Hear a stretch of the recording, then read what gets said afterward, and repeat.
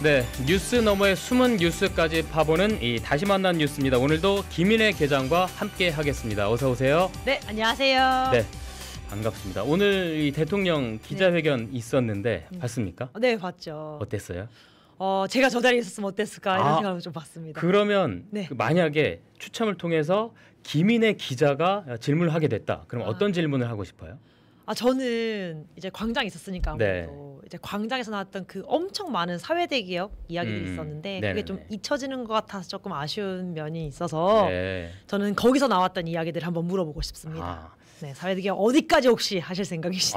좋은 질문이네요. 네, 혹시 기자님은? 저는 얼마 전에 국민 추천제 있었잖아요. 네. 근데 분명히 제가 그때도 말씀드렸지만 저도 지원을 했었는데 네네네. 저는 왜 떨어졌는지 그 이유가 과연 뭔지 너무 궁금하네요. 궁금합니다. 이 얘기를 좀 묻고 싶었습니다. 그래서 그런가 오늘 진짜 덥네요, 더워. 요즘 너무 덥죠. 네, 그렇습니다. 폭염 관련해서 조금 이따 또 다룰 거고요. 네. 첫 번째 기사 한번 보시죠.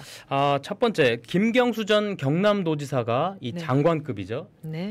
지방 시대위원장에 위촉이 됐어요. 네, 김경수 전 지사는 네네. 당초 행정안전부 장관의 이름이 오르기도 했었는데요. 네. 지난 일요일 지방시대위원장으로 전격 발표 났습니다. 그러면 김경수 전 경남지사가 이제 4년 만에 복귀를 하는 셈인데, 그렇죠. 이 지방시대위원회를 짧게 설명을 해드려야겠어요. 2023년에 자치분권위원회 그리고 지역균형발전위원회를 합쳐가지고 만든 대통령 직속의 자문기구죠. 네, 맞습니다.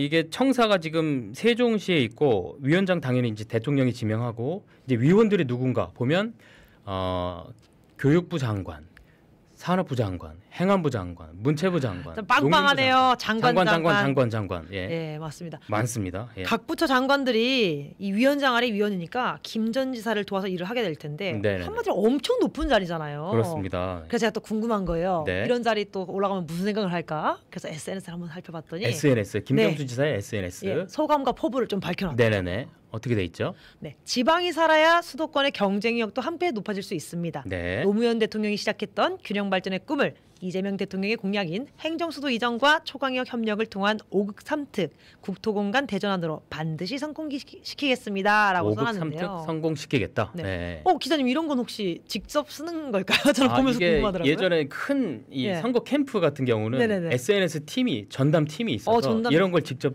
그 팀에서 이제 써주거든요. 써줘요. 그런데 김경수 전 지사 같은 경우는 지금 약간 시간 많고 그렇기 때문에 본인이 썼을 것이다. 아직 안 됐으니까. 그렇습니다. 이제 바빠지면 또 꾸려질 수도 있겠네요. 그렇습니다. 네. 김 지사는 이제 경남도지사 시절부터 부울경 메가시티를 꾸준히 외쳐왔고 네. 추진을 했었잖아요. 그렇죠. 그런데 그 세부 내용에서 보면 이재명 대통령의 그 지역 균형 발전 정책하고 많은 부분이 좀 일치를 합니다. 네, 맞습니다. 안 그래도 오늘 이재명 대통령 취임 한 달 기자회견이 있었는데요. 네. 여기서도 지역 균형 발전에 대해 여러 가지를 이제 강조했는데 네. 논란이 되고 있는 해양수산부 부산 이전에 대한 강력한 의지를 재확인했기도 했습니다. 자, 이 지금 논란이 되고 있다고 얘기했잖아요. 왜 논란이 됐는지 저희가 한번 좀 파봐야 될 것 같은데 해수부를 부산에 이전한다는 공약이 있고 이제 대통령이 지시를 했어요. 맞습니다. 그런데 부산 해운대 구의회에서 민주당의 김미희 구의원이 해수부에 부산 조속 이전 촉구 건의안을 발의했는데 그때 갑자기 국민의힘 구의원들이 일어나더니 이 있습니다. 그래서 표결에 붙여졌고 지금 일어나고 있죠. 저 이렇게 일어나고 있습니다. 거기 반대에 기리 표결을 했는데 반대한다는 거에 지금 일어난 의원들 모습입니다. 그러니까 반대 이유가 좀 황당한데 산업은행 이전해야 된다. 그리고 이재명 대통령 재판을 받아야 한다는 결의안이 선행돼야 한다. 이거였어요. 그러니까 과연 이거 부산 시민들이 공감을 해줄지 참 의문입니다, 진짜. 근데 영상 보면 너무 어색하게 일어나고 있는데요. 근데 이거 시민들이 당연히 공감 안 할 거다 솔직히 생각하고 있지 않을까 싶어요. 부산시가 싫다고 하면 경남에 오시면 좋겠는데. 경남도 그럼요. 여건이 딱 돼 있잖아요. 경남엔 바다가 많잖아요. 진해도 그렇습니다. 가까이에 있고. 지금 롯데백화점 비어 있는데 그 청사라도 괜찮을 것 같아요. 나쁘지 생각도 않습니다. 들고요. 네. 그리고 부산에 해수부만 이전하는 게 아니거든요. 네. 자, 국내 최대 해운 기업이죠. 그 HMM 본사 그리고 해사 법원까지 함께 이전을 해서 이 해양 산업의 어떤 클러스터로 만드는 게 정부 정책이다 보니까 우리 경남까지도 이제 영향을 받고 좋은 영향이 좀 있을 것 같은데 그렇죠. 어떻게 결론이 날지 한번 지켜봐야겠습니다. 네, 김경수 지방시대위원장의 네네. 취임식은 혹시 언제죠? 오늘 이 이 방송 시작 전에 통화를 해보니까 7월 10일로 거의 확정적인 것 같아요. 그래서 사무실에서 간략하게 치른다고 하는데 경남지사 시절에 쌓은 여러 경험들이 있잖아요. 그거를 뭐 지역 균형 발전, 지역 소생의 길을 잘 닦아줬으면 좋겠고 지방시대위원회 그리고 저희가 또 뉴스파다가 지역 소생연구소잖아요. 그럼요. 콜라보도 기대하겠습니다. 딱 다음 주 목요일이네요. 그렇습니다. 한번 가봐야 될 것 같아요. 좋습니다. 그럼 네. 소식도 전해주면 좋겠네요. 좋습니다. 자, 오늘 아까 덥다고 말씀드렸는데 창원이 34도고 밀양이 몇 도죠? 37도까지 올랐습니다. 네. 어쨌든 거기까지 올랐어요. 많이 올랐어요. 그래서 경남에도 지금 폭염특보가 벌써 7일째 이어지고 있는데 노동계가 비상이에요. 네, 맞습니다. 어제 민주노총 경남지역본부가 폭염 시대 노동자들에게 네. 쉴 권리를 보장하라는 내용으로 기자회견을 열었는데요. 네. 7, 8월 본격적인 폭염이 시작되면 온열 질환 노동자가 급증할 것에 대비해 고용노동부의 대책을 촉구했습니다. 해마다 저희가 이맘때가 되면 관련 취재도 많이 하고 소식도 많이 전해드리는데 올해는 진짜 초반부터 벌써 6월부터 예사롭지가 않았어요. 벌써 지금 7일째 폭염특보가 계속되고 있는 것도 그렇고 이거 진짜 계속 이러다 보면 이거 생명을 위협할 정도. 기자회견 하면서도 이제 부채질하고 있네요. 손부채질을. 그렇습니다. 일찍 찾아온 폭염에 또 마른 장마까지 겹치면서 네. 온열 환자도 급증하고 있는데요. 질병관리청에 따르면 지난해 전국에서 발생한 오염 질환자가 네. 3,700여 명. 3,700명 넘었네요. 사망자는 34명이고요. 네. 올해 6월 30일까지는 전국에서 발생한 온열 질환자가 네. 470명, 사망자가 3명이고 경남은 45명이었어요. 그런데 네. 이게 6월 30일까지고 네. 3일인 오늘까지 보니까 69명인 거예요. 3일 만에 14명이 늘었더라고요. 이게 지금 폭염특보 계속 내려지고 3일 사이에 갑자기 늘었네. 네. 걱정입니다. 이게 계속 지속이 되면 기하급수적으로 확 늘어날 것 같은 걱정이 좀 많이 맞습니다. 드는데 그래서 이 노동 현장의 폭염 지수는 얼마나 되는지 저희가 좀 알아봤습니다. 먼저 대표적인 고열 업종이죠. 이 급식 노동자 얘기 들어보시죠. 가만히 있어도 숨이 막히는 이 폭염 속에서 어김없이 메뉴에 따라 전 요리, 튀김 요리 등의 작업을 해야 합니다. 뿐만 아니라 배식 후 나오는 식판이나 식기류 세척 작업도 고온의 온수로 하고 있고 위생상의 이유로 모든 기계 기구를 열탕 소독하고 있기 때문에 그 온도는 상당합니다. 그리고 식품위생법상 필수로 착용해야 하는 마스크와 위생장화, 방수 앞치마, 방수 토시, 고무장갑 등을 착용하고 일하기 때문에 그 열기와 습기가 몸 밖으로 빠져나갈 수 없어 더 힘듭니다. 학교 급식소는 구조상 자연환기가 어렵고 밀폐되어 있어 폭염 속 급식소 체감 온도는 40도 이상은 되는 것 같습니다. 그러네. 한마디로 완전 무장을 하고 일을 해야 되는 상황이에요. 그렇죠. 저도 이제 급식소에 방문을 좀 해봤었는데요. 그렇죠. 우리가 여름에는 집에서 더워서 불 앞에 요리 잘 안 하고 싶잖아요. 그렇습니다. 근데 몇백 인분, 몇천 인분을 하다 보면 거의 한증막이에요. 네. 땀이 너무 나가지고 네. 급식소에서 일하시는 분들은 옷을 4-5번 갈아입으시거든요. 전처리 준비하시고 갈아입으시고 네. 또 이제 요리하실 때 또 갈아입으시고 네. 그다음에 배식하기 전에 갈아입으시고 또 청소하고 또 갈아입으시고 그리고 또 이 세척할 때도 뜨거운 물로 해야 되니까. 네, 그래가지고 이런 폭염에서 일을 또 멈출 수가 없잖아요. 네네네. 급식이 제 시간에 나가야 되니까 대부분이 습진이나 땀띠, 어지럼증을 달고 사시고 이 쉬는 시간도 사실은 중간에 있는데 땀에 쩔어서 쉬기보단 빨리 일해서 끝내야지 해서 더 노동 강도도 세게. 찝찝하고 네, 그런 경우도 있어요. 안타깝습니다. 그러니까 해마다 교육청에서는 이제 공문을 보내는데 폭염에 대비하세요. 하지만 이게 권고 사항이고 학교장 재량이다 보니까 맞아요. 잘 지켜지지가 않는 거예요. 네, 맞습니다. 그리고 현장 실사나 뭐 감사조차 잘 받지 않는 게 현실이고 안타깝습니다. 급식소 노동자들이 사실 네. 엄청난 대책을 원하는 게 아니거든요. 네. 이게 수시로 마실 수 있는 얼음물 그리고 냉감 조끼 정도 네. 그렇게 하고 있는데 이게 또 에어컨 문제가 있어요. 환기 시설 개선을 하겠다고 해서 하고 있지만 아직도 노후화되는 게 많아가지고 이 천장형 에어컨 바람이 바닥에 안 내려오거든요. 그래서 코끼리 에어컨이라 해서 이게 좀 병행하면서 좀 빵빵하게 틀어줘야 사람들이 좀 일이 될 텐데 그렇습니다. 교육청에 제가 제안을 해봅니다. 자, 박종훈 교육감뿐만 아니라 교육청 계신 분들이 이거 방송을 보고 계실 텐데 자, 우리 아이들 건강을 책임지는 정말 중요한 급식 노동자분들입니다. 그리고 뭐 교육감님 뭐 사실 1년밖에 안 남았으니까 올여름 뭐 시원하게 시원하게 쏴줬으면 좋겠습니다. 그럼 너무 좋고. 자, 톤을 조금 정리해보고 자, 폭염 대책이 시급한 곳 이 급식 현장 말고 또 있습니다. 바로 이 경남의 주요 사업장이죠. 조선업도 마찬가지인데 특히 한여름에 이 조선소 같은 경우는 저 보시는 것처럼 이 두껍고 넓은 저 철판 위에서 작업을 해야 되잖아요. 그래서 체감 온도가 40도 넘는 날이 부지기수라고 합니다. 네, 실내에서 작업하는 노동자들도 마찬가지인데요. 네. 선체 내부 용접이나 의장 작업은 통풍이 안 되는 밀폐된 공간에서 일해야 네. 하고요. 또 방진복, 장갑, 안전 장비까지 껴입고 있어야 되니까 예. 이게 제가 말하면서도 이러다 쪄 죽는 거 아니야? 느낄 정도로 예. 폭염이 공포스러울 것 같습니다. 지금 얼음을 저렇게 퍼 나르는 모습 보니까 참 안타깝네요. 현장 노동자 목소리 한번 들어볼까요? 실태는 사실상 뭐 무방비 상태죠. 가면은 뭐 선풍기 하나 정도, 뭐 얼음물 정도, 이 정도 이외에는 사실상 온도를 낮추기 위한 조치들이 취해져 있지 않은 상황, 그렇게 보시면 될 것 같습니다. 다 싫죠. 다 꺼려 하겠죠. 비용이 들어가는 것이고, 일반적으로 사업주가 필요한 설비, 온도에 민감한 설비 같은 경우에는 어떤 방법을 통해서라도 냉난방 설치를 해서 그 기계를 보호하죠. 제품도 마찬가지고. 근데 사람은 견딜 수 있으니까 그 사람의 건강을 위해서 비용을 투자하는 것에 대한 꺼리는 부분은 뭐 기본적으로 가지고 있다고 보면 될 것 같습니다. 지금 저 인터뷰 중에 냉난방 설치를 해서 기계를 먼저 네, 이게 답답한 사람보다 거예요. 이 기계란 제품이 우선이라는 거. 이러니까 이제 말하다가 열이 확 꽂히잖아요. 네, 얼굴 빨개졌네요. 열받아서. 네, 이런 게 문제, 이런 게. 지금 그나마 이 상황들은 하나오션이나 삼성중공업 같은 대형 조선소 같은 사례입니다. 하지만 지금 뭐 그런 곳은 그나마 이렇게 아까 방송에 나온 것처럼 저 얼음기나 얼음 장비 같은 이런 것들은 좀 있고 옥외 그늘막도 있고 네. 또 제빙기 같은 것도 있고 기온이 28도 넘으면 잠깐 휴식한다거나 뭐 이런 게 좀 돼 있어요. 근데 문제가 바로 중소 영세 사업장입니다. 네, 중소 영세 사업장만 생각하면 또 속이 타는데 네. 그래서 저희 뉴스 파다가 폭염 얘기를 하고 있는 겁니다. 네. 무엇이 문제인지 알아보겠습니다. 네, 천천히 알아볼까요? 네.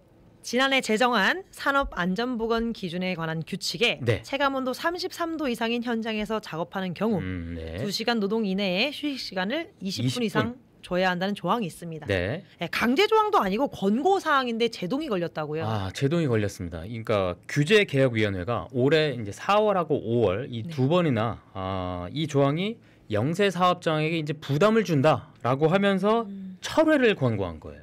철회.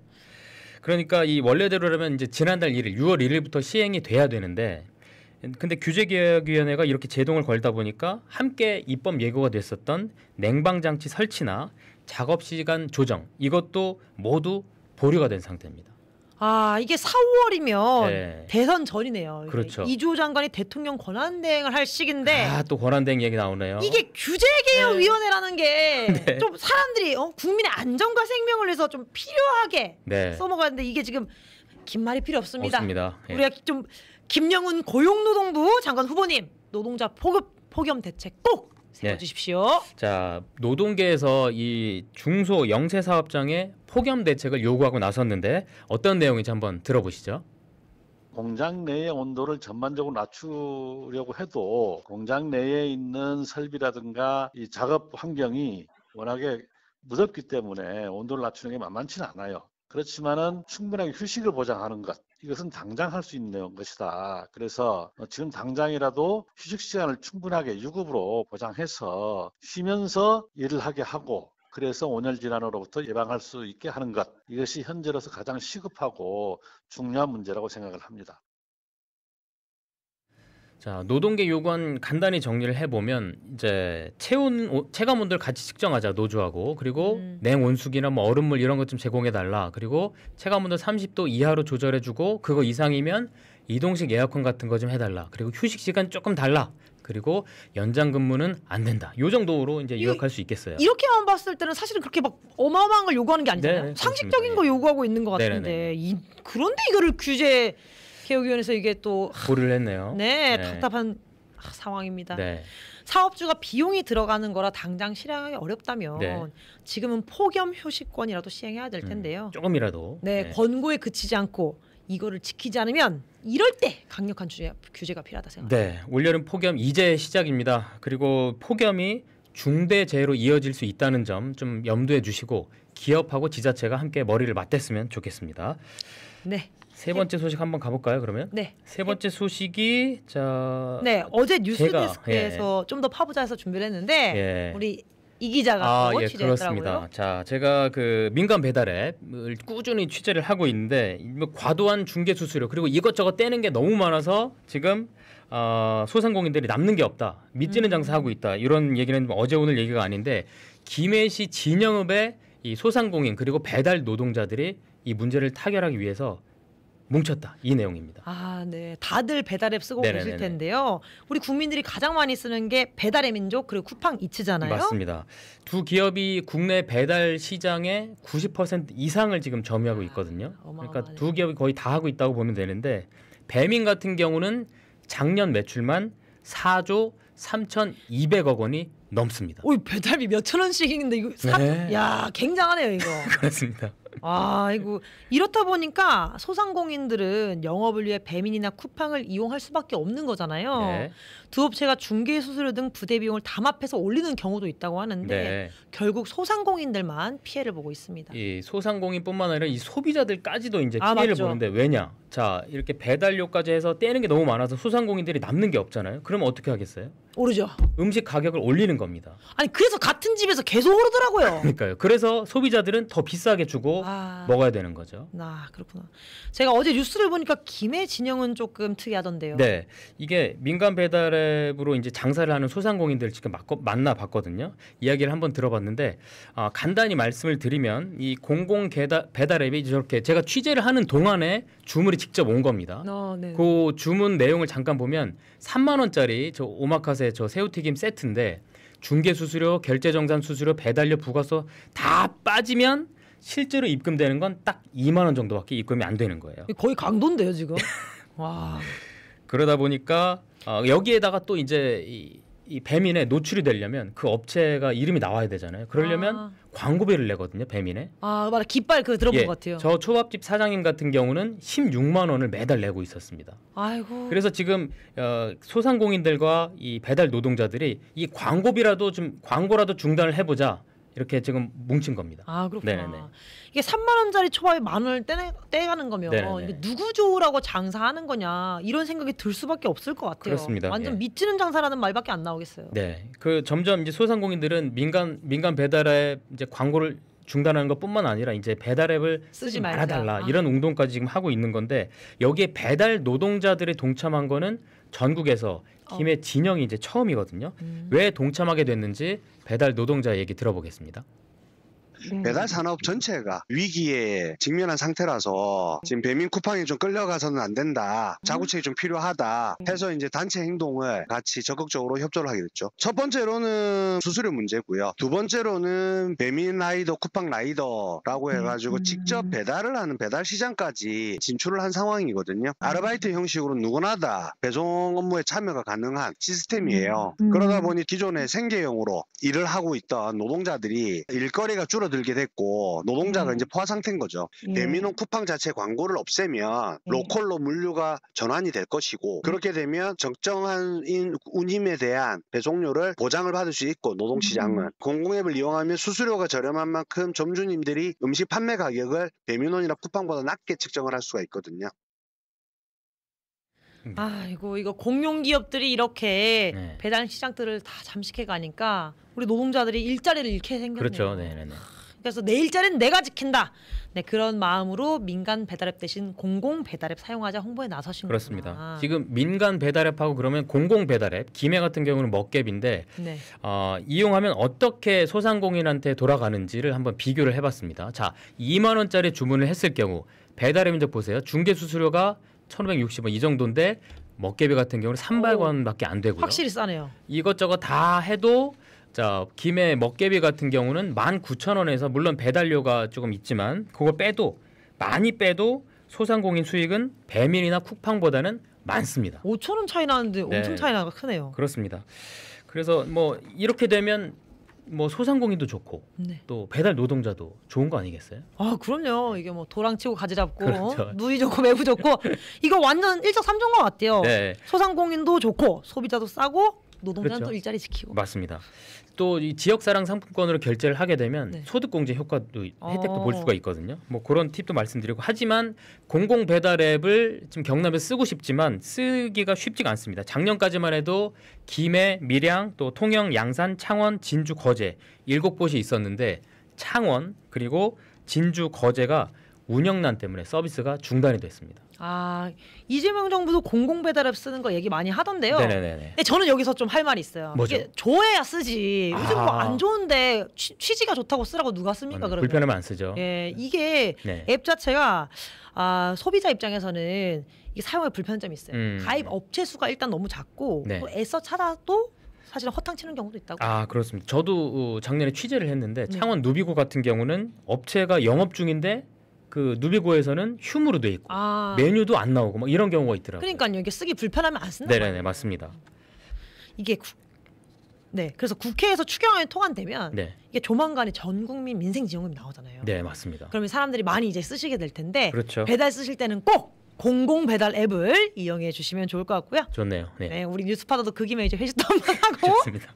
경기 활성화 좀 됐으면 좋겠습니다. 네, 말씀하신 것처럼 대중화를 위해서는 이 낮은 인지도도 개선해야 되겠고 가맹점들 좀 확대해야 되겠고 또 소비자 혜택도 늘려야겠습니다. 이런 많은 과제들이 있다는 점 말씀드리고 문제를 차차 풀어가면서 이제 가치 경제를 실현해 나갔으면 정말 좋겠습니다. 네, 오늘 다시 만난 뉴스 여기까지고 다음 주에 또 뵙겠습니다. 네, 오늘 말씀 고맙습니다. 네, 수고하셨습니다.